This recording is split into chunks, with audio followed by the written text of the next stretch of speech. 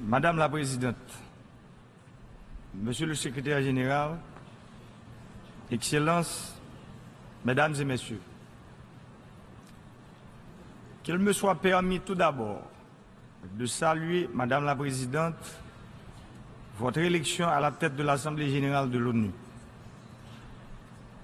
Les grandes qualités et le talent qu'on est unanime à vous reconnaître sont assurément un gage de succès des travaux de cette 73e session ordinaire. Je voudrais saluer la présence du secrétaire général ainsi que son action courageuse visant à accroître l'efficacité du système des Nations Unies dans la recherche collective du bien commun de l'humanité, pour reprendre l'expression du pape François. Madame la Présidente,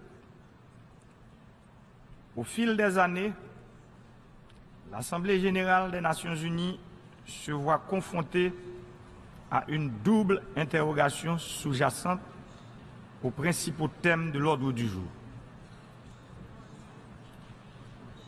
Comment optimiser les mécanismes du maintien de la paix et de la sécurité internationale? Et comment traduire l'exigence de solidarité internationale en un système de coopération beaucoup plus efficace, capable de promouvoir le développement durable et d'éradiquer la pauvreté dans le monde? Les Nations unies ont fort justement mis en lumière les liens étroits entre l'éradication de la pauvreté, la promotion du développement durable, la paix et la sécurité.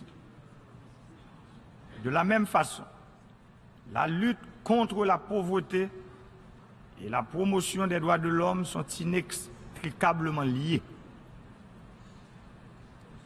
L'extrême pauvreté est une négation de la dignité humaine.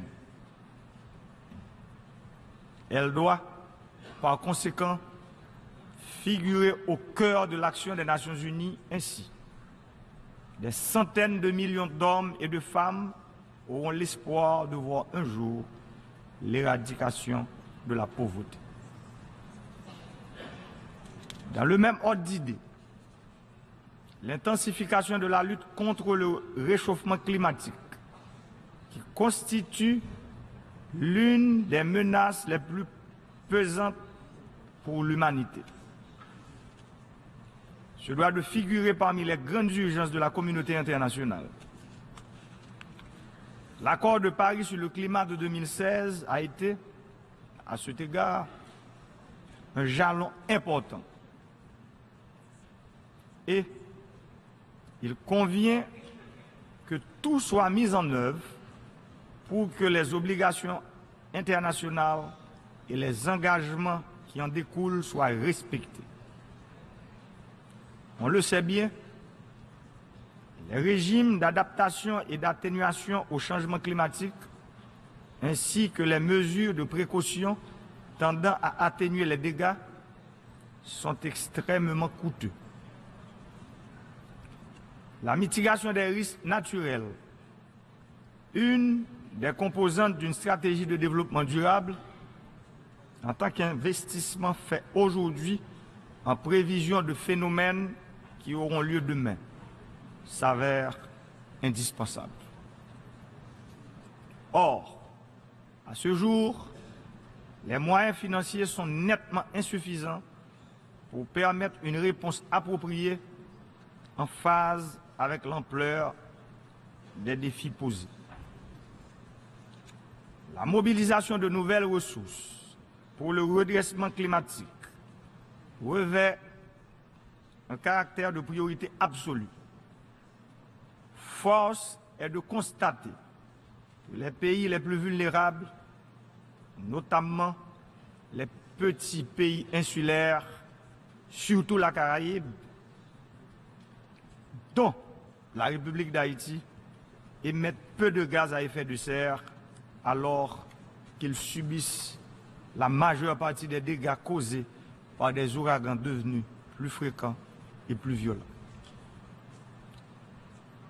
Les promesses faites au cours du sommet One Planet de l'année dernière à Paris pour permettre à ces pays d'adapter leur environnement et de mitiger les effets des affres du changement climatique devront se matérialiser. Madame la Présidente, qu'il me soit permis de jeter un éclairage sur la situation en Haïti un an après la clôture de la mission de stabilisation des Nations Unies, MINUSTAH, à laquelle a succédé la mission d'appui à la justice en Haïti, MINUJUST. Depuis mon accession à la présidence de la République d'Haïti, je n'ai eu de cesse d'œuvrer à la consolidation de l'état de droit, l'approfondissement des conquêtes démocratiques et la promotion des droits de l'homme, pleinement convaincu de l'absolue nécessité de moderniser la structure économique, sociale et politique pour sortir le pays du piège du sous-développement. Je ne ménage aucun effort pour assurer la stabilité des institutions et créer un environnement sûr et stable, propice à l'investissement et au redémarrage de la croissance. Dans un contexte de raréfaction des moyens et de la forte pression des besoins, la caravane du changement est, à cet égard, une stratégie novatrice visant à mettre toutes les ressources de l'État au service du peuple haïtien. Nombreux sont les résultats tangibles obtenus au cours des 18 derniers mois de la modernisation sociale, politique et économique engagée par le gouvernement. Qu'il me suffise, à cet égard, de citer le dernier rapport du secrétaire général des Nations Unies sur Haïti, qui met en lumière les progrès importants enregistrés au plan de la stabilité politique et institutionnelle, de la protection des droits de l'homme, du renforcement du système judiciaire et de l'amélioration de l'environnement de sécurité. Cependant, en dépit de ces avancées, force est donc de reconnaître que l'atonie de la croissance économique continue de peser lourdement sur la stratégie nationale de développement et de pérennisation de la paix. Le pays est en effet confronté à des défis interreliés et de grande ampleur. À cela s'ajoute la pression démographique, l'urbanisation galopante, la dégradation de l'environnement, l'extrême vulnérabilité aux catastrophes naturelles, le tremblement de terre de 2010, on se le rappelle, a causé des dommages estimés à 120% du PIB. À cela, l'on doit ajouter les effets du cyclone Mathieu, qui a causé des dégâts équivalents à 32% du PIB. Cette vulnérabilité structurelle et environnementale n'est pas sans conséquence. En juillet dernier, suite à l'application de la loi sur l'ajustement des prix de l'essence conclue avec le Fonds monétaire international, le pays a vécu la fâcheuse et douloureuse expérience d'un soulèvement populaire en réaction aux exigences du Staff Monitored Programme conclu avec le Fonds monétaire international. En effet, Haïti, qui ne produit pas de pétrole, est confronté à la douloureuse exigence de continuer à financer les subventions gouvernementales du prix des produits pétroliers. Madame la Présidente, Mesdames, Messieurs, cette expression violente de mécontentement d'une partie de la population ne peut être sous-estimée. Elle a posé avec une acuité particulière la question centrale des risques associés à l'extrême précarité socio-économique et au manque de perspectives économiques. De plus, elle a mis en relief la fragilité des acquis obtenus.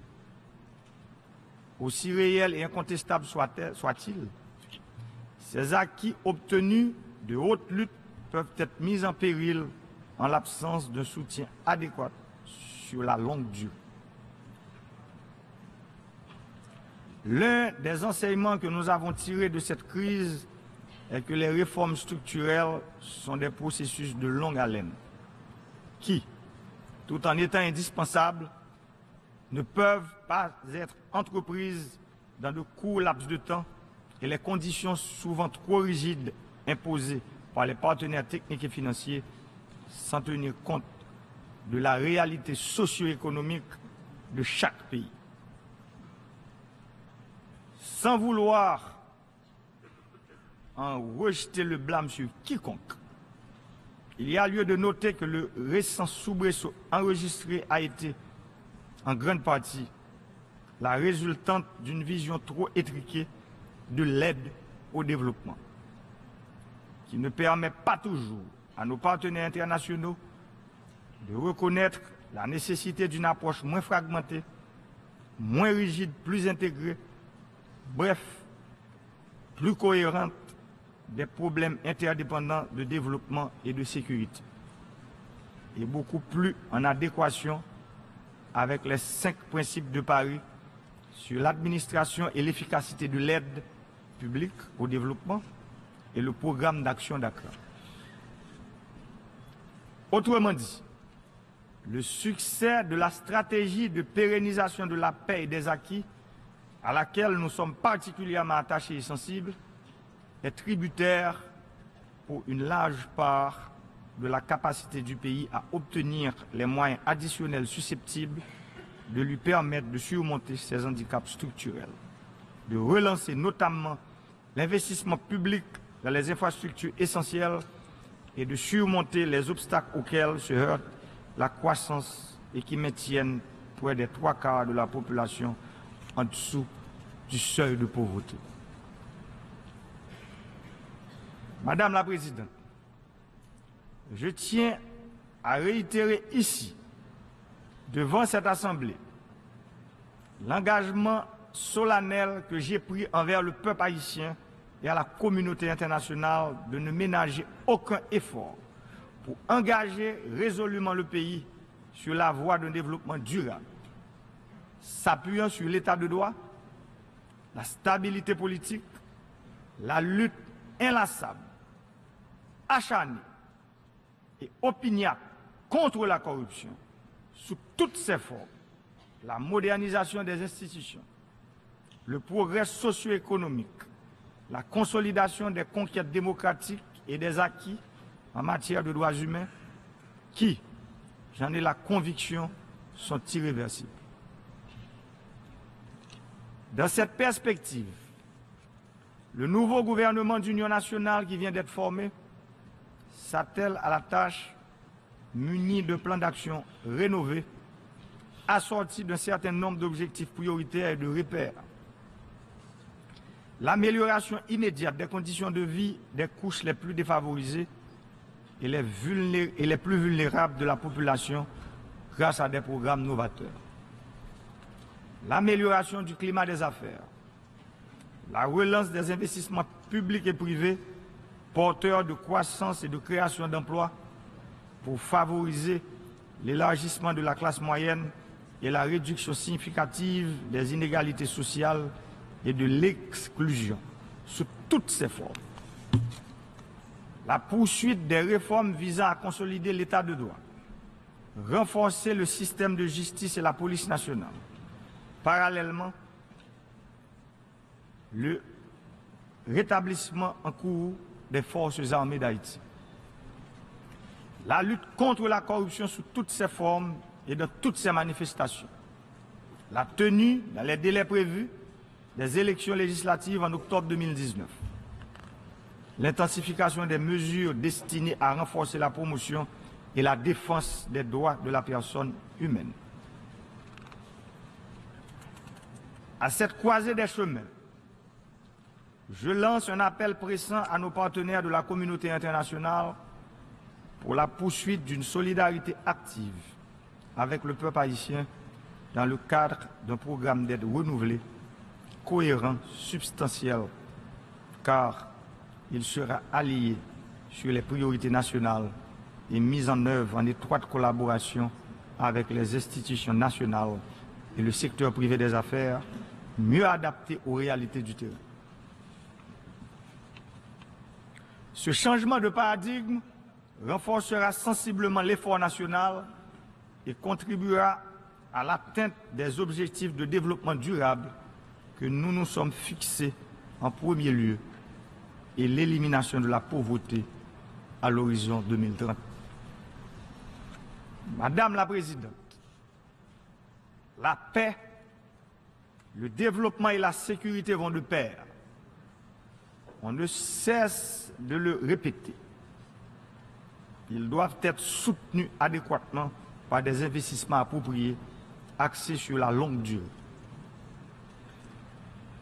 Ils nécessitent en particulier une affectation de ressources mieux adaptée aux besoins réels des pays bénéficiaires, qui tiennent compte de leur vulnérabilité structurelle, qui soient plus flexibles et moins assujettis à des conditionnalités susceptibles de nuire, en fin de compte, à la viabilité même des réformes engagées et de saper certains objectifs essentiels de développement, dont celui de la stabilité à long terme.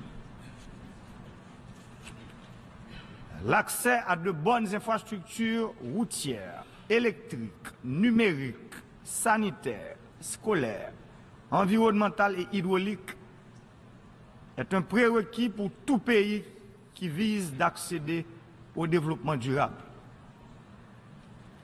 La République d'Haïti a reçu près de 11 milliards de dollars en dons et en prêts entre 2006 et 2016. Et toutes ces infrastructures ne se sont pas mises en place. Comment parler de développement durable sans l'eau potable dans le robinet des familles? Comment parler de développement durable sans l'eau pour l'irrigation sur les terres agricoles? Comment parler de développement durable sans l'interconnexion des villes et des villages avec de bonnes routes? Comment parler de développement durable sans des infrastructures électriques et numériques fiables? Comment parler de développement durable sans des infrastructures scolaires et sanitaires adéquates? Ce sont ces questions que nous nous sommes, et ce sont les réponses à ces questions que nous nous efforçons inlassablement à trouver pour le peuple haïtien. Pour construire un réseau de transmission, de distribution électrique et numérique convenable sur les 27 750 km² d'Haïti, environ 400 millions de dollars sont nécessaires. La République d'Haïti a près d'1 million d'hectares de terres cultivables, dont la moitié peut être irriguée sans grande difficulté. Malheureusement, seulement 5% de ces terres sont irriguées. Pour viabiliser 450 000 hectares additionnels, 675 millions de dollars sont nécessaires. Pour que l'eau courante soit disponible dans les robinets des ménages de toutes les communes d'Haïti, seulement 220 millions de mètres cubes d'eau sont nécessaires chaque année. Pourtant, 40 milliards de mètres cubes d'eau de surface sont déversés à la mer chaque année. Avec environ 300 millions de dollars, nous pouvons traiter les 220 millions de mètres cubes d'eau nécessaires pour desservir toutes les communes d'Haïti. Nous avons besoin d'une production de 50 millions de plantules d'arbres fruitiers forestiers chaque année pour reboiser le pays. La construction de 14 centres germoplaces et de propagation végétale pouvant produire 63 millions de plantules par année coûte environ 35 millions de dollars. S'agissant de l'éducation, 15 000 salles de classe sont nécessaires pour permettre aux 500 000 enfants qui ne fréquentent pas encore l'école d'avoir accès à une bonne éducation de base. Environ 450 millions de dollars sont nécessaires pour la construction de ces salles de classe. 122 centres de santé sont nécessaires pour combler le déficit que nous avons au niveau des sections communales. 20 millions de dollars en sont nécessaires. Je profite aussi pour interpeller la communauté internationale sur l'obligation de mobiliser les ressources pour éliminer le choléra introduit par la MINUSTAH en Haïti et pour compenser les victimes. Pour interconnecter et rénover les 146 communes d'Haïti et améliorer certains tronçons de route dans les sections communales, 800 millions de dollars sont nécessaires. Du haut de cette tribune, je voudrais dire à nos partenaires techniques et financiers que nous devons, ensemble, nous armer du courage nécessaire pour repenser l'aide au développement en Haïti et dans les autres pays en situation similaire, tout en ayant pour boussole la déclaration de Paris de 2005 sur l'efficacité de l'aide publique au développement et le programme d'Accra de 2008. Avec les maigres ressources financières de la République d'Haïti, nous avons commencé à mettre le pays en chantier. Aujourd'hui, plus que jamais, nous avons besoin de cette synergie pour construire l'avenir de notre pays. Nous sommes condamnés à travailler ensemble, tout en respectant scrupuleusement les priorités d'Haïti. La bataille contre la corruption entamée depuis le 7 février 2017 ne saurait rester un vœu pieux. C'est une bataille qui nous permettra de léguer aux générations futures un pays meilleur où il fera bon vivre. Je vous remercie.